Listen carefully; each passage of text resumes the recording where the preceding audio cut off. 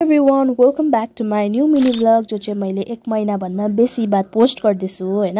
So आजको भिडियोमा चाहिँ तपाईँहरूले देखिहाल्नुहुँदैछ हामी चाहिँ ओपन एसीमा जाँदैछौँ होइन। हामी चाहिँ सम्हाल हुनु गएको नानाहरूको र नानाहरूलाई चाहिँ हामीले लाइक मोर देन मन्थ्स बाद भेट भएको हामी सबैजना। अन्त भेटेर चाहिँ उहाँले सामान रिसिभ गरेर जानुभयो घर र त्यहाँबाटै म दिदी र बाबा चाहिँ हामी गयौँ गोर्खाल्यान्ड ब्रिज हेर्नु।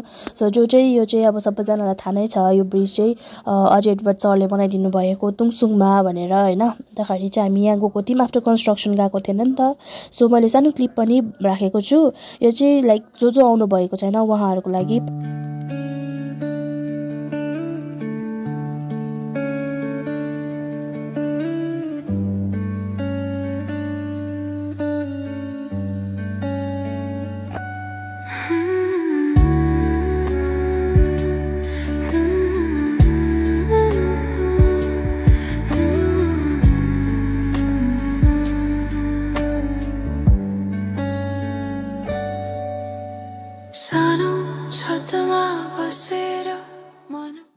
र त्यसपछि चाहिँ हामी गयौँ फुपूको घरमा जो चाहिँ ब्रिजको सिधा अपोजिटमै छ नि त। अन्तखेरि त्यहाँ गएर फुपूले हामीलाई तातो तातो चिया दिनुभयो, बिस्किट दिनुभयो, अन्त खायौँ होइन।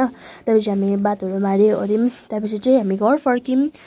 घर चाहिँ बाइकमा फर्केको म दिदी बाबा। त्यहाँदेखिको म तपाईँहरूलाई बाटो पनि देखाउँदै थिएँ, हाम्रो गाउँको बाटो चाहिँ यस्तो छ भनेर होइन। त्यसपछिको जस्तो सुकै भयौँ, चल्लो मल्लो त ठिकै छ होइन।